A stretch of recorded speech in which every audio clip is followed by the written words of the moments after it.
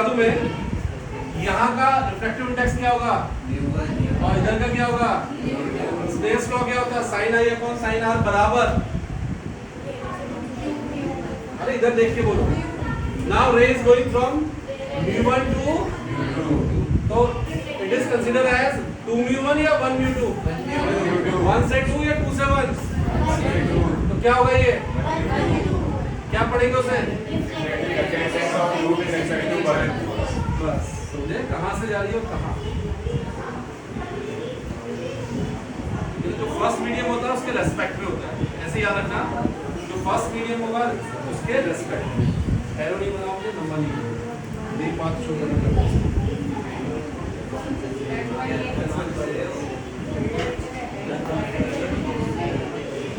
कब तक तुम पढ़ते हो उससे, अगर ऐसे शिद्दत से पढ़ोगे तो ऑप्टिक्स के जाएंगे, अगर यही डिटरमिनेशन है।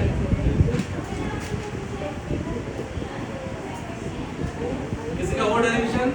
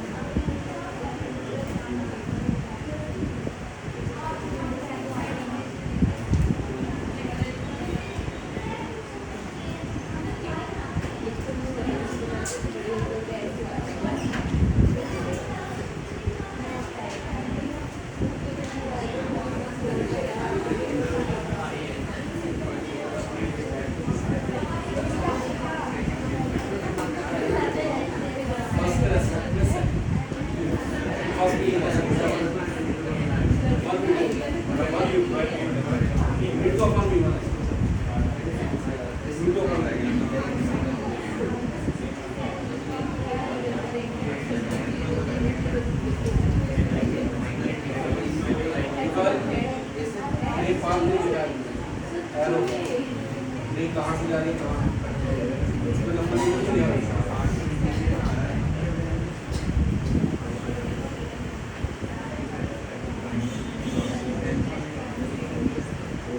पहले आई आर को आइडेंटिफाई करो, फिर अल्फा बीटा का मैं करूँ, मैं नहीं करूँगा, खुद करो।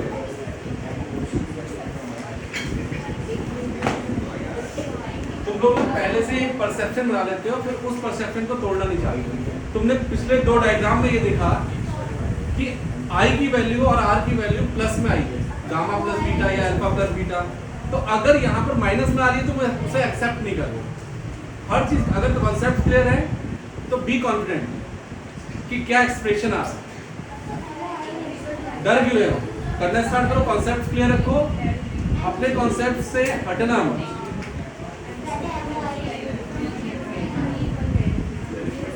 अल्फा बीटा गामा बिल्कुल same as before, same as before.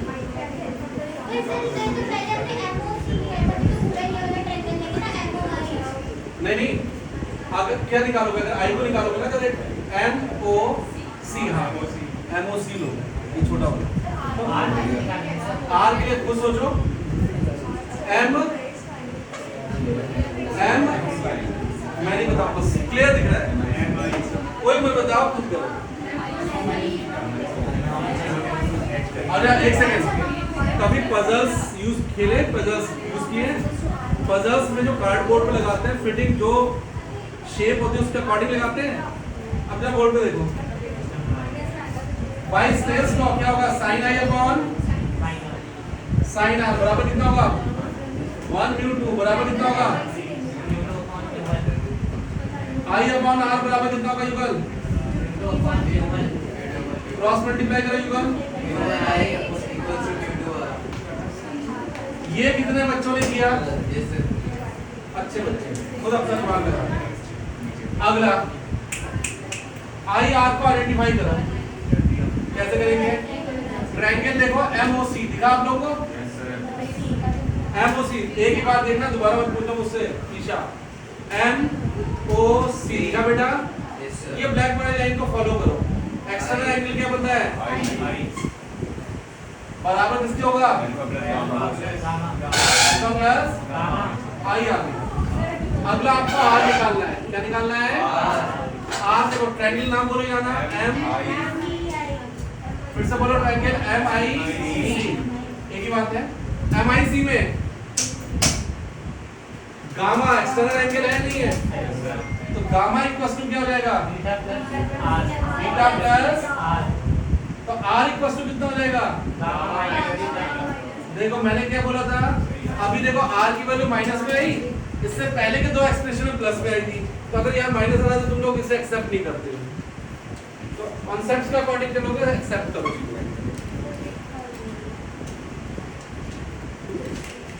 I R को पुट करो यहाँ पर, आ गया सेम आया होगा कल वाले की तरह। चेक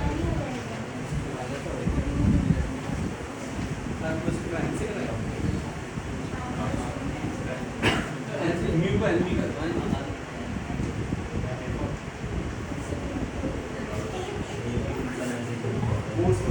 दूसरी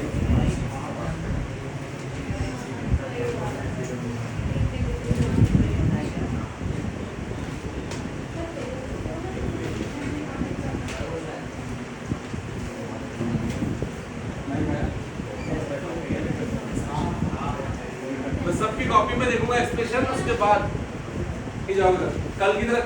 क्या है एक्सप्रेशन?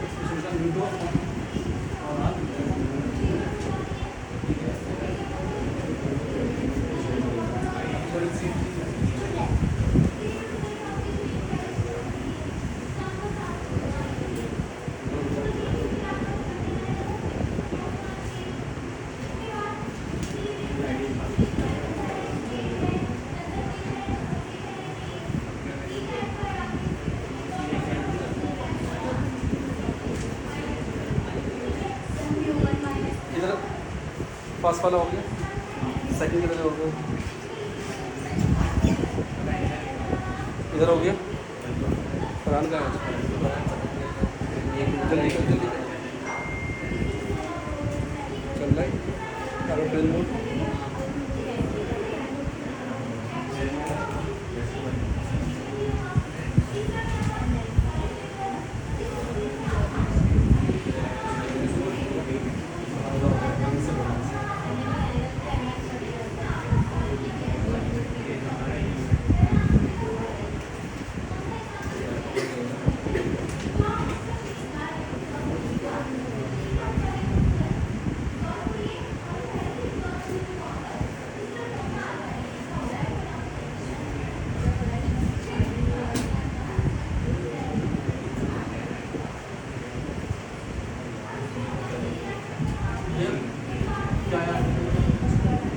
कल वाला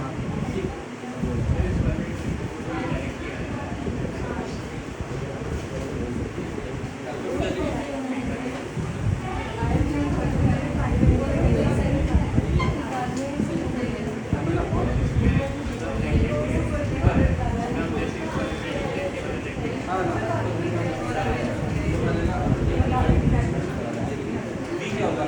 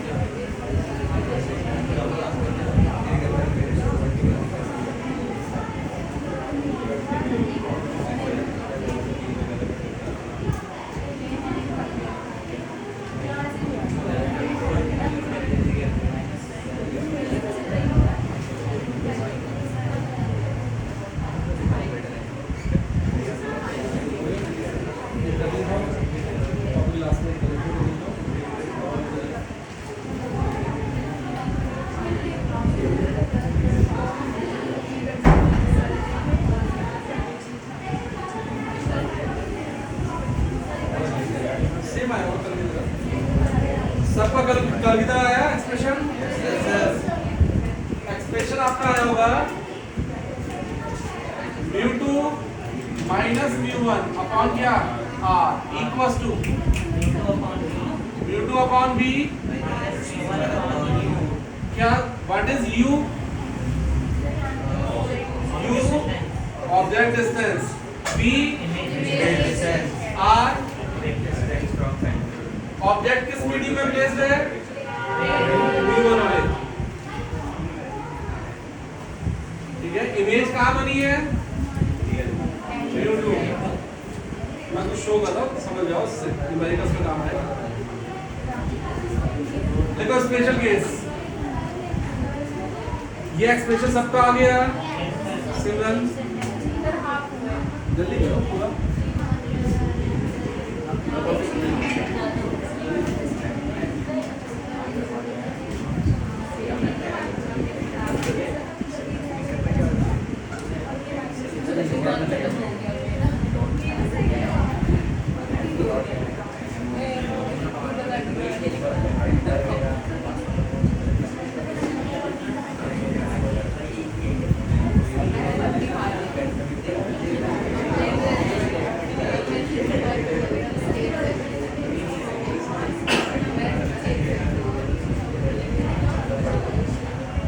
ईमानदारी से बताओ कितने बच्चों ने ये एक्सप्रेशन खुद किया, ईमानदारी से खुद किया? कोई बात नहीं, मैं आपको कोई विश्वास नहीं करूँ, honesty is the best policy. इधर देखो ऑब्जेक्ट कहाँ प्लेस, अभी समझ नहीं आ गया था, मैं कर रहा है अब ध्यान देना कब होगा। ऑब्जेक्ट कहाँ प्लेस है, मैंने कंसीडर करा ऑब्जेक्ट है, मैंने कंसीडर कर रहा हूँ स्पेशल केस में ऑब्जेक्ट है एयर, कहाँ है एयर। तो एयर के लिए म्यू एयर mu1 हो गया, mu1 क्या हो गया एयर, एयर के लिए वैल्यू कितनी होती है 1, रिफ्रैक्टिव इंडेक्स की वैल्यू कितनी होती है 1, एंड mu2 को मैंने कंसीडर कर लिया म्यू, कोई भी रिफ्रैक्टिव इंडेक्स हो गया, तो उसके अकॉर्डिंगली ये फॉर्मूला बन गया mu2 अपॉन mu2 माइनस 1, से यस और नो, अपॉन क्या, फिर क्या mu upon what v minus 1 upon क्या, ये आ गया एक्सप्रेशन, इसे भी आ गया, नोट कीजिए।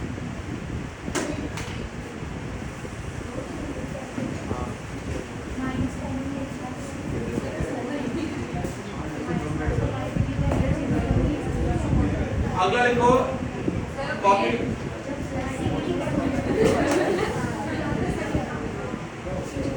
ऑब्जेक्ट कहाँ प्लेस्ड है mu1, mu1 क्या है air, mu2 mu denser medium.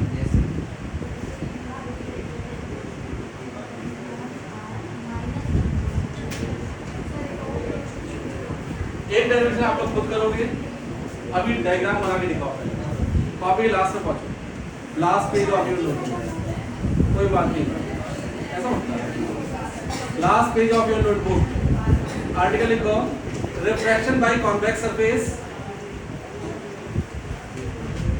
when object plays in rarer medium, refraction through refraction by convex surface when object plays in rarer medium, object plays in rarer medium, मैंने कहा ना इसके चार case, when object plays in and virtual object form, मैंने क्या इधर देखो on the board, मैंने लेंस के नेक्स्ट साइड क्या बोला था रियल, ये रियल इमेज बनी है। अभी मैंने कैसी इमेज बोली है वर्चुअल इमेज फॉर्म, देखो वर्चुअल इमेज फॉर्म, तो वर्चुअल इमेज किधर बनेगी, लेफ्ट साइड या राइट साइड, लेफ्ट साइड, आवाज लेफ्ट साइड, कैसे बनेगी डायग्राम बना के अभी बना।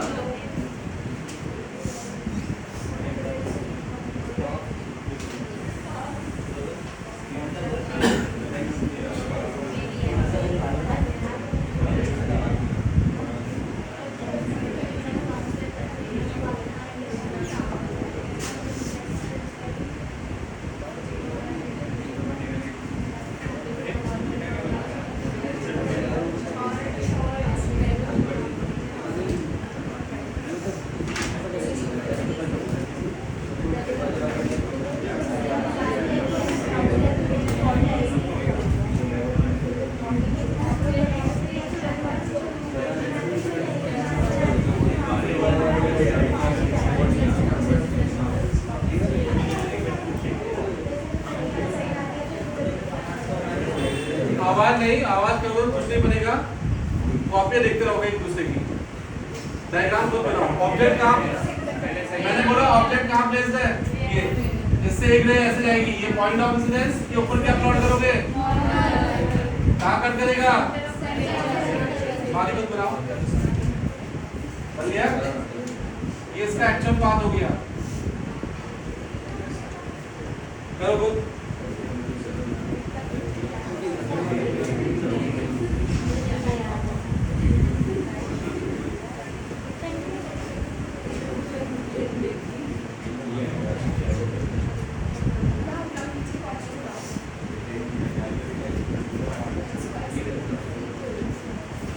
जल्दी करो बेटा, टाइम हो गया, फटाफट करो।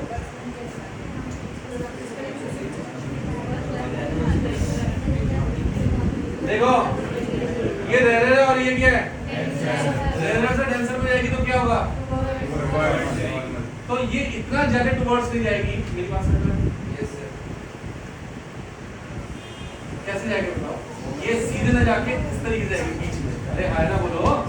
अब ये वाली रे सिर्फ 5 कंडीशन पढ़ो लेंस की, ये और ये रे आगे जाके मिलेगी, सो हम इसे पीछे एक्सटेंड करेंगे। यहाँ पर क्या बनेगा, इमेज। ये क्या हो गया, यू। ये क्या हो गया, व्हाट अबाउट दिस, ये क्या हो गया, ये क्या हो गया, ये क्या हो गया, कर लोगे। अल्फा क्या हो गया, बीटा क्या हो गया, गामा क्या हो गया, ये हो गई रे पाथ। समझ में आया, कर पाओगे या नहीं कर पाओगे। देखो ऑब्जेक्ट भी रेयर में है और लेकिन इमेज कैसी है, वर्चुअल। इससे इसमें इमेज कैसी है, रियल। कॉन्वेक्स में 2 केस हो गए, रियल एंड पीछे कॉनकेव में कितने केस थे, एकमात्र एक केस, दोनों में लेफ्ट साइड बना था, दैट इज वर्चुअल। ठीक है, इसका आर्टिकल करना, इसका क्या करना।